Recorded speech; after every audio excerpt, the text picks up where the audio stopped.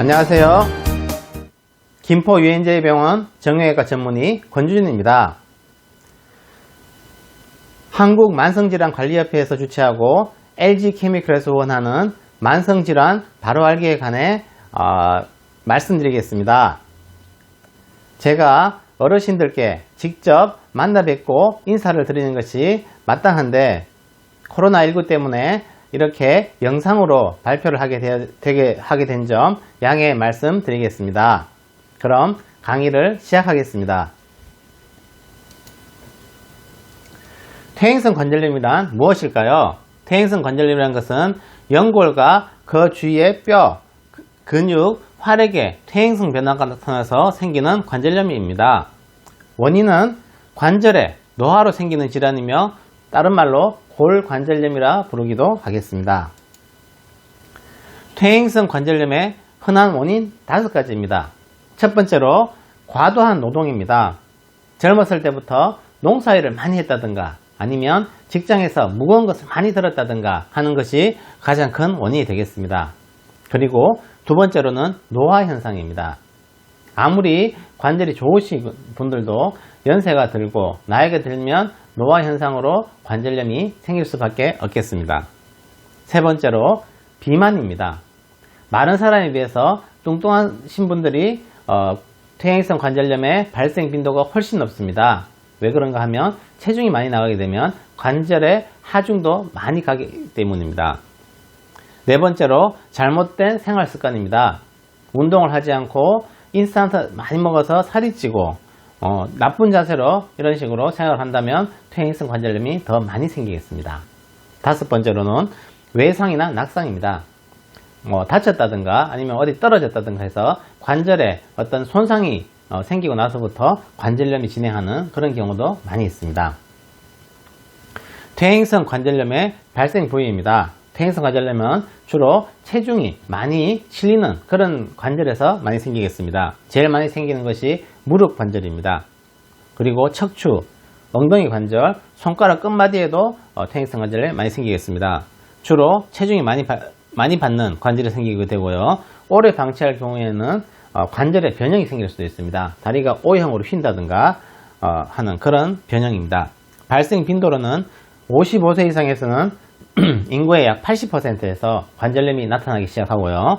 75세 이상에서는 거의 전 인구에서 퇴행성 관절염이 있는 것을 볼 수가 있습니다. 그리고 남자보다는 여성에게서 더 많이 발생하겠습니다. 퇴행성 관절염의 흔한 증상입니다. 첫 번째로 뻣뻣함입니다. 젊었을 때는 관절이 되게 유연했었는데 연세가 드실수록 관절이 자꾸 뻣뻣해지는 것을 느낄 수가 있습니다. 그리고 통증입니다. 무릎이나 허리나 이런 데가 통증이 생기기 시작합니다. 그리고 걸어 다닐 때나 무릎을 꼬부리다 폈다 할 때 소리가 납니다. 뚝뚝 소리가 난다든가 아니면 드르륵 뼈가 마찰되는 소리가 들릴 수가 있습니다. 그리고 더 진행하게 되면 결국은 다리가 O형 다리처럼 이렇게 관절에 변형이 생기게 됩니다. 그러면 퇴행성 관절염과 류마티스 관절염을 어떻게 구별하는지 거기에 대해서 알아보도록 하겠습니다. 주요 원인으로서는 퇴행성 관절염은 관절의 노화 현상입니다. 많이 써서 생기는 것이고요. 류마티스 관절염은 자가 면역성 질환으로서 면역체계 이상으로 발생하고 있습니다. 발병 나이는 퇴행성 관절염은 주로 40에서 50대 이후에 나이가 들수록 많이 생기는 것인데 비해서요. 류마티스 관절염은 50대 이전 주로 젊은 연령에서 많이 생깁니다. 20대에도 생길 수도 있습니다. 주요 부위로서는 퇴행성 관절염은 주로 체중이 많이 실리는 부위니까 무릎, 허리, 엉덩이 관절에서 많이 생기는 데 비해서 류마티스 관절염은 그것보다는 작은 관절에서 주로 생깁니다. 손가락 관절, 손목, 발목, 팔꿈치, 무릎 이런 데서 생길 수가 있고요. 통증 기간은 퇴행성 관절염은 많이 쓰고 나서 운동하고 나서 저녁에 통증이 더 심한 데 비해서 류마티스 관절염은 자고 일어나면 아침에 관절이 뻣뻣하는 걸 이렇게 느낄 수가 있습니다. 검사 소견으로서는 퇴행성 관절염은 엑스레이상에서 연골이 얼마나 자랐는지 그것으로 진단을 할 수가 있고요. 류마티스 관절염은 피검사에서 류마티스 인자가 있는 것을 확인함으로써 진단할 수가 있겠습니다. 합병적으로는 퇴행성 관절염은 그 아픈 관절 외에는 다른 합병증은 없는 데 비해서 류마티스 관절염은 전신질환이기 때문에 골다공증, 동맥경화, 류마티스 폐렴 이런 것들이 생길 수가 있습니다. 진행 속도는 퇴행성 관절염은 수년에 걸쳐서 서서히 진행하지만 류마티스 관절염은 종종 수주에서 수개월에 걸쳐서 빠른 시간 내에 진행할 수도 있겠습니다.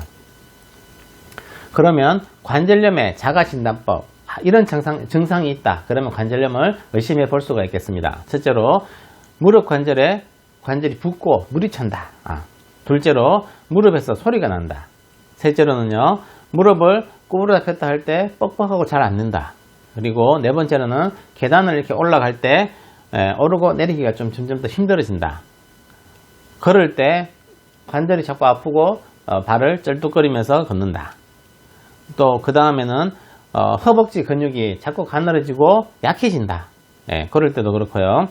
더 진행하게 되면 무릎 뼈마디가 굵어지고 만져도 아프다. 이런 증상이 있으면 관절염이 있는 것을 알 수가 있겠습니다. 그리고 걷다가 갑자기 무릎에 힘이 빠지면서 주저앉고 싶다. 아파서 못 걷는 그런 경우가 되겠습니다. 또 나중에 보면 다리가 변형이 생깁니다. 다리가 활처럼 오형다리를 휘었다. 또 마지막으로는 오래 있다가 갑자기 움직일 때 더 뻣뻣하고 더 이제 관절이 아프다. 이럴 때도 관절염을 진단하는 방법이 되겠습니다. 혹시 그러면 나도 퇴행성 관절염일까? 이런 의심이 들 때는 퇴행성 관절염을 제대로 치료받기 위해서는 반드시 증상을 느끼는 초기에 병원에 가서 전문의의 검사를 받는 것이 좋겠습니다. 관절이 조금씩 아프고 붓는 증세가 시작되면 연골이 이상이 있기 때문입니다. 그래서 아프기 시작하면 무조건 참지 마시고 이제 전문의랑 상의해 보는 것이 좋을 것 같습니다. 그러면 서서히 진행되는 퇴행성 관절염은 어떻게 진행되는 걸까요?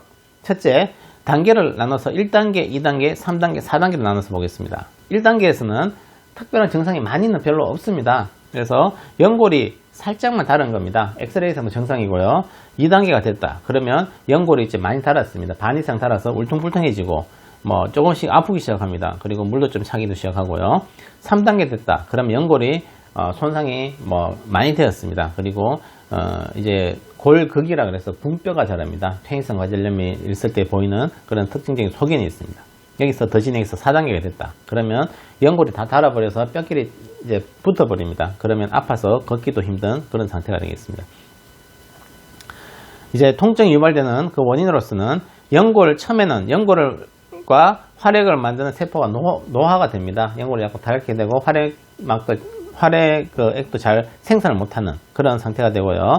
그래서 관절에 있는 연골 및 활액의 탄력성이 떨어집니다. 그래서 외부 충격이 있을 때 관절이 체중을 완충작용을 해야 되는데 관절을 보호하지 못하니까 통증이 유발되는 것입니다. 엑스레이를 봤을 때 퇴행성 관절염이 어떻게 진행되는지 보겠습니다. 이것을 1단계, 2단계, 3단계, 4단계로 볼 수가 있고요. 일단은 정상은 이 바깥쪽 관절 간격이랑 안쪽 관절 간격이 같은 게 정상입니다. 그런데 초기에는 관절 간격이 좁아지기 시작합니다. 안쪽이 좁아지면서 바깥쪽에 보면 골극이라고 해서 군뼈가 자라기 시작하고요. 중기가 되면 관절 간격이 더 좁아져 버렸습니다. 그리고 군뼈가 더 많이 자라나왔습니다. 말기가 되면 뼈끼리 닿아 버렸습니다. 이러면 아파서 걷기도 힘든 상황이 되겠습니다. 관절염 치료의 기본 원칙입니다. 첫째는 지팡이를 사용하셔야 됩니다. 체중을 너무 많이 부하되는 것을 좀 줄여야 되니까 지팡이를 사용하게 되고, 그 다음에 걸을 때 조금이라도 더 안정적으로 걷기 위해서 지팡이를 사용하는 것이 좋겠습니다. 두 번째로는 너무 오래 서 있는 것도 좋지 않습니다. 오래 서 있으면 체중이 계속 관절에 무리가 가게 되고, 또 계단을 너무 오르락 내리락 하는 것도 관절에 무리가 되니까 가능한 펴는 것이 좋습니다. 그래서 또 세 번째로 온찜질을 하루에 15분씩 여러 차례 하는 것이 좋습니다. 온찜질을 함으로써 관절 주위에 혈액순환을 좋게 해서 관절에 영양분을 많이 공급함으로써 증상이 좋아지겠습니다. 하지만 통증이 심하고 부기가 심하고 초기에는 부기를 빼기 위해서 냉찜질을 하는 경우도 있습니다. 그리고 압박봉제를 함으로써 부기를 또 빼는 방법도 있겠습니다. 그리고 다리가 너무 많이 부었다. 그러면 누워서 다리를 높이 올리고 있으면 또 부기가 잘 빠지겠습니다.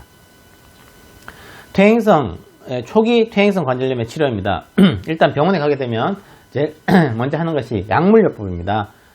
소염 진통제를 먹게 되고 파스 같은 거를 바름으로써 일단 1차적인 치료를 하고요. 그 다음에 물리치료, 냉온찜질, 초음파, 레이저 이런 것을 같이 병행하게 됩니다. 그리고 어르신들께서는 집에서 운동도 같이 해주셔야 됩니다. 운동의 요법에는 관절에 좋은 운동이 있습니다. 관절에 좋은 운동은 체중이 안 실리면서 체중 부하가 안 되면서 근력을 강화시킬 수 있는 그런 운동이 아주 좋은 운동이 되겠습니다. 예를 들면 수영입니다. 수영은 물에서 떠다니니까 체중이 안 실리고 근력을 강화시킬 수 있고요. 걷는 것도 이제 평지에서 약 30-40분 정도 걷는 것은 관절에 좋겠습니다. 그 다음에 고정 자전거 혹은 실내 자전거, 실내에서 이렇게 자전거 타는 것도 허벅지 근력 강화에 좋겠고요. 그 다음에 스트레칭, 이렇게 스트레칭을 관절을 이렇게 해줌으로써 관절 사이에 있는 관절액이 구석구석 잘 퍼지면서 관절 연골에 영양분을 공급함으로써 관절염에 많은 도움이 되겠습니다. 관절에 나쁜 운동이 있습니다. 달리는 거, 달리게 되면 체중 부하가 훨씬 더 심해지고 등산 올라가는 거는 그래도 조금 나은데 내려갈 때는 관절에 아주 많은 무리가 가게 됩니다. 줄넘기 그리고 격렬한 운동, 탁구나 배드민턴 같이 이런 운동은 관절에 아주 좋지 않은 운동이어서 피하는 것이 좋겠습니다. 중기 퇴행성 관절염의 치료입니다. 관절염이 조금 더 진행됐다. 그러면 먼저 주사기로 관절에 고인 물을 빼고 관절 영양제나 연골 주사를 맞는 것도 한 방법이 되겠습니다. 그런데 예를 들어서 이제 무릎 관절 안에 연골판이 찢어졌다. 아니면 관절 연골이 탈락이 돼서 관절염이 앞으로 더 빨리 진행할 상황이다. 그럴 때는 관절경 수술을 하는 경우도 있습니다. 관절경 수술이라는 것은 가는 관절 내시경을 무릎 안에 집어넣어서 연골판이 찢어진 것은 꼬맬 수도 있고, 아니면 연골판을 다듬을 수도 있고, 아니면 연골이 이렇게 탈락됐을 때는 연골을 재생시키는 그런 시술들이 있습니다. 그것을 함으로써 관절을 더 보호할 수가 있겠습니다. 말기 퇴행성 관절염의 치료입니다. 엑스레이상 보시듯이 연골이 다 닳아버려 가지고 뼈끼리 닿아 있습니다. 그리고 군뼈가 이렇게 막 자라나와 있고, 이런 경우에는 뭐 약이라든가 물리치료라든가 연골주사 다 효과가 거의 없습니다. 없고 통증이 너무 심하기 때문에 할 수 없이 인공관절을 하는 수밖에 없습니다.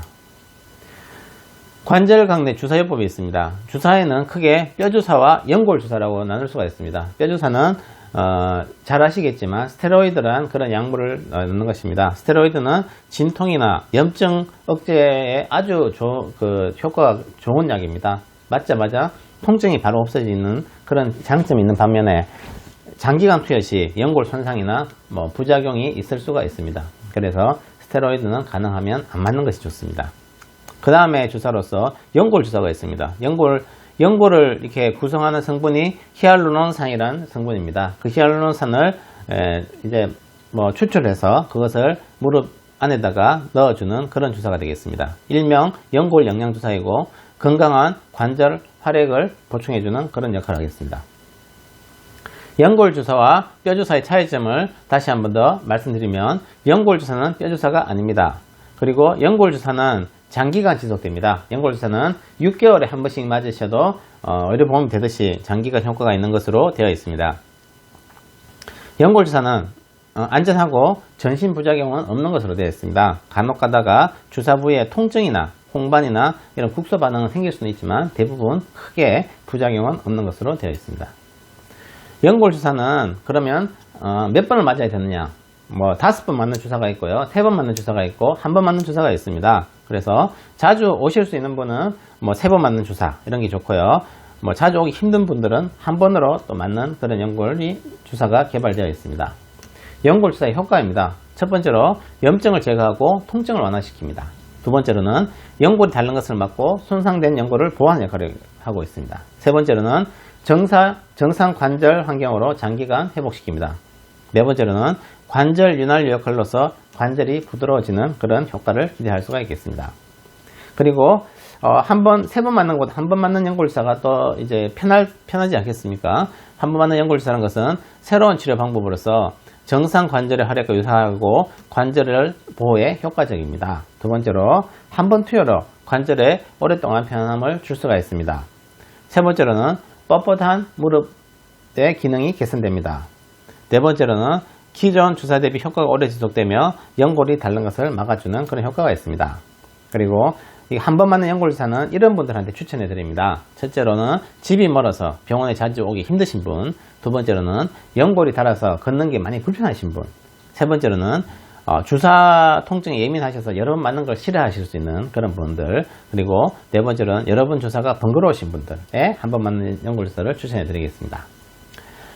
이제 관절염 예방을 위한 생활 습관입니다. 이런 생활 습관을 함으로써 관절염을 예방할 수가 있겠습니다. 첫 번째로는 무릎을 많이 구부린 자세를 피하기입니다. 예를 들면 쪼그리 앉는 자세 가장 안 좋습니다. 우리나라 어르신들, 할머니, 할아버지님께서 농사일을 많이 하시지 않습니까? 집안일을 하실 때, 방 닦을 때 걸레를 쪼그리 앉아서 닦는다든가, 밭에서 일할 때 쪼그리 앉아서 밭일을 하신다든가, 그런 것은 피하시는 것이 좋겠습니다. 무릎을 많이 구부린 자세가 관절염에 가장 안 좋은 자세입니다.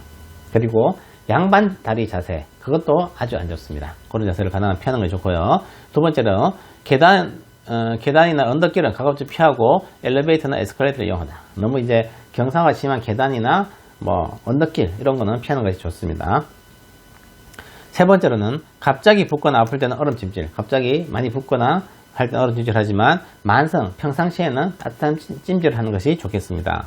네 번째, 근력 강화 운동, 허벅지 근력을 강화시키는 것이 무릎 관절염에 도움이 되겠습니다.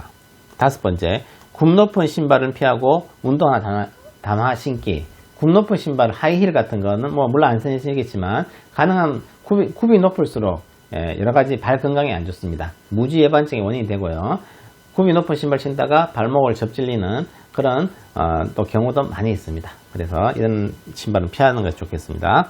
여섯 번째로 체중을 줄여서 관절의 부담을 줄여주는 이런 생활 습관을 하는 것이 좋겠습니다.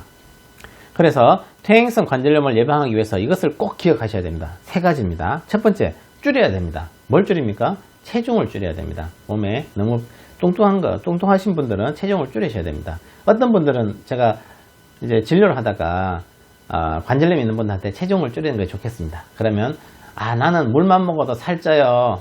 안 먹어도 살이 안 빠져요. 이런 말씀 하시는데 살이 안 빠지는 것은 다 그만큼 먹는 게 있어서 그런 것입니다. 예를 들면 식사는 조금만, 밥은 반 그릇밖에 안 먹지만 사이사이에 간식을 많이 하신다든가 군것질을 하신다든가 떡을 드신다든가 고구마를 드신다든가 이런 것들이 또 이제 살 빼는데 좀 그런 문제가 될 수가 있겠습니다. 그런 걸 피하셔야 되고요. 그 다음에 움직이란 말은 규칙적인 운동을 하셔야 됩니다. 운동을 함으로써 체중을 계속 유지하고 하셔야 되고요. 또 키워야 된다. 뭘 키웁니까? 다리의 근력을 강화시켜야 됩니다. 근육을 키워야지 퇴행성 관절염을 예방할 수가 있겠습니다. 또 이것도 또 기억하셔야 됩니다. 퇴행성 관절염이 있을 때 첫째, 통증을 참지 말자. 어떤 분들은 아픈데 그냥 참고 계시는 분도 많이 있습니다. 최대한 참을 만큼 참다가 병원 가야지. 이렇게 생각하시는 분도 있는데 참을 필요가 없습니다. 왜냐하면 통증이 있단 말은 그 관절염, 염증이 계속 활발하게 진행되고 있다는 그런 뜻입니다. 그래서 통증을 없애는 것이 치료가 되겠습니다. 통증이 없어야지 관절염이 더 진행을 안 한다는 그런 뜻입니다. 둘째, 연골주사는 때가 되면 한 번씩 맞는 것도 좋겠습니다. 의료보험이 되니까 가격도 저렴한 편입니다. 세 번째, 온찜질이나 온욕을 생활하자. 따뜻하게 찜질하거나 목욕을 하는 것이 좋습니다. 따뜻하게 함으로써 혈액순환을 좋게 하고 혈액순환이 좋음으로써 관절에 영양분을 많이 공급하니까 관절염에 도움이 되겠습니다. 그리고 이제 다리 들기, 수영, 이제 고정 자전거, 실내 자전거를 이용해서 운동을 해서 다리 근력을 강화시키는 것도 관절염에 많은 도움이 되겠습니다.